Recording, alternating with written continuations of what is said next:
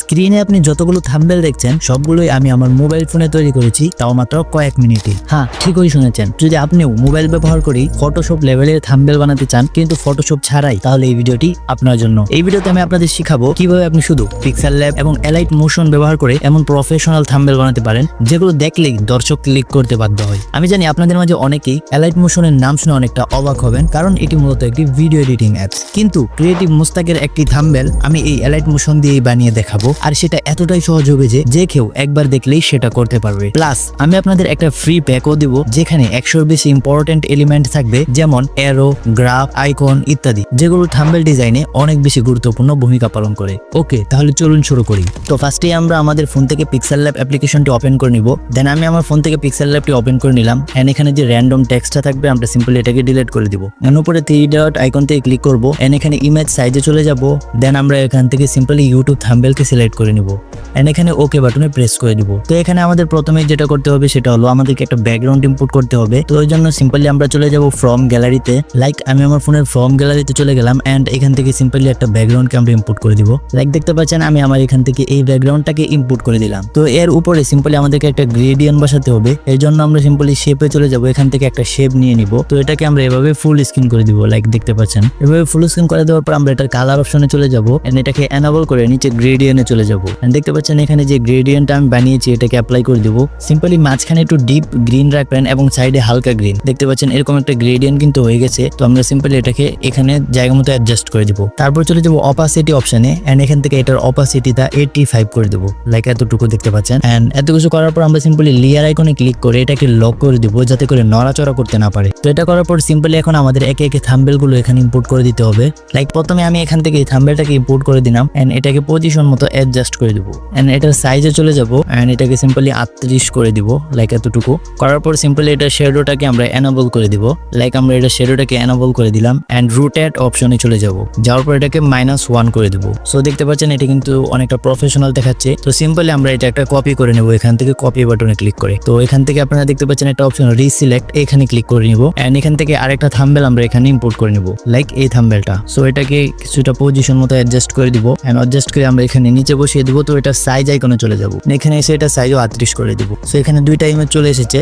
তো আমরা এটাকে আরেকটা কপি করে নিব। কপি করার পর সিম্পলি আমরা আবার রিসিলেক্ট অপশনে ক্লিক করে দিব, এন্ড এখান থেকে আরো একটা থাম্বনেল আছে আমি সেটাকে ইম্পোর্ট করে দিব। লাইক এটা ইম্পোর্ট করার পর এটার যে পজিশন আছে আমরা এটাকে ছোট করে দিব, এন্ড এভাবে অ্যাডজাস্ট করে দিব কিছুটা। সাইজে চলে এটার সাইজও আমরা 38 করে দিব। লাইক এতটুকু।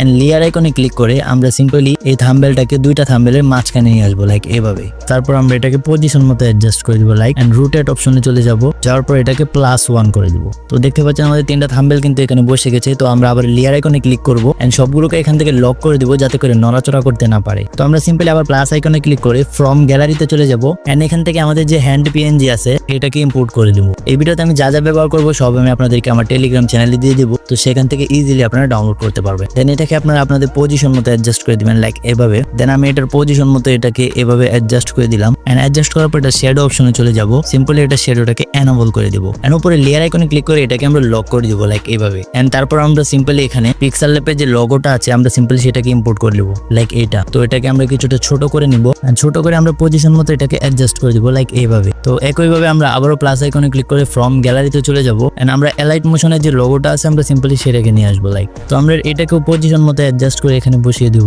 এত কিছু করার পর আমাদের থাম্বনেল প্রায় রেডি। তো এখানে সিম্পলি আমরা আরেকটা কাজ করব, সেটা হলো একটা এরো অ্যাড করতে হবে। তো এর জন্য আমরা আবারও চলে যাব ফ্রম গ্যালারিতে, এন্ড এখান থেকে আমরা এই এরোটাকে সিলেক্ট করে নিব, লাইক দিস।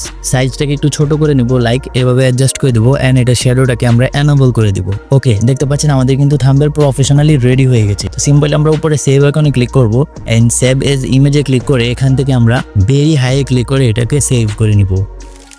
ওকে, এখন আমরা ক্রিয়েটিভ মুস্তাকের একটা থাম্বনেলের ব্রেকডাউন করব। তো এর জন্য আমরা সরাসরি চলে যাব এলাইট মোশন অ্যাপ্লিকেশনে। দেন আমি আমার ফোনের এলাইট মোশন অ্যাপ্লিকেশনে চলে আসলাম, এখানে দেখতে পাচ্ছেন একটা প্লাস আইকন, আমরা সিম্পলি প্লাস আইকনে ক্লিক করে দিব। এখান থেকে ব্ল্যাক ব্যাকগ্রাউন্ড সহ আমরা এখানে নিচে ক্রিয়েট প্রজেক্টে ক্লিক করে দিব। ক্লিক করার পর দেখতে পাচ্ছেন আমাদের সামনে এরকম একটা ইন্টারফেস চলে এসেছে, এন্ড নিচে আপনারা দেখতে পাচ্ছেন একটা প্লাস আইকন, এখানে ক্লিক করে দিবেন, এন্ড মিডিয়াতে চলে যাবেন। না আমরা ফার্স্টেই ক্রিয়েটিভ মুস্তাকের যে ইমোজিটা আছে আমরা সিম্পলি সেটা নিয়ে আসবো।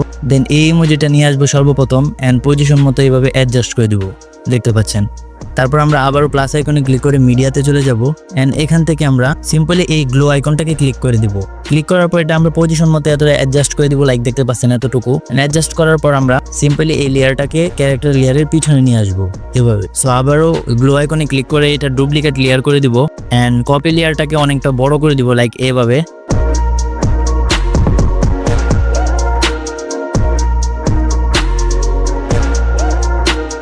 বড় করে আমরা উপরে এইভাবে অ্যাডজাস্ট করে দিব, লাইক আপনারা দেখতে পাচ্ছেন।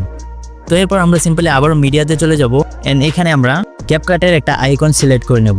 দেন আমরা ক্যাপকাটের এটাকে এভাবে সিলেক্ট করে এখানে নিচে নিয়ে আসবো এন্ড মুভ অ্যান্ড ট্রান্সফর্মে এসে এটাকে পজিশন মতো অ্যাডজাস্ট করে নেব এন্ড স্কেল থেকে এটাকে একটু ছোট করে নেব, লাইক এতটুকু।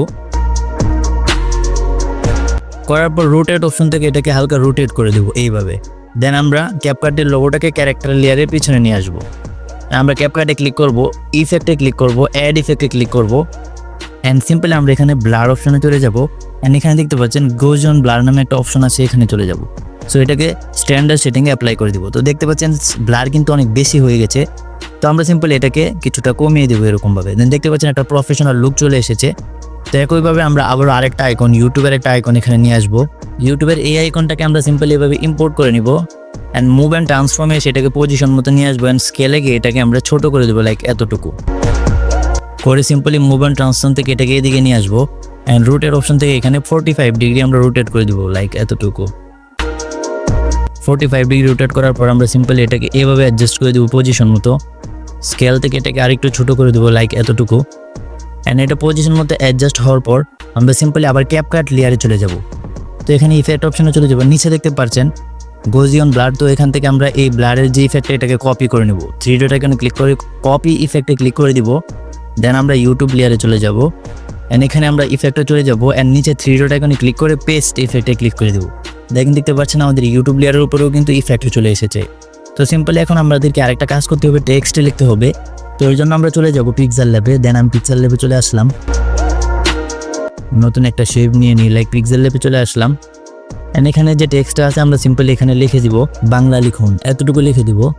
লেখা দেওয়ার পর আমরা সিম্পলি এটার ফন্টটাকে চেঞ্জ করে নিব। আপনারা আপনাদের পছন্দ মতো ফন্ট রাখতে পারেন, আমি এই ফন্টটাকে রেখে দিলাম, লাইক এটা।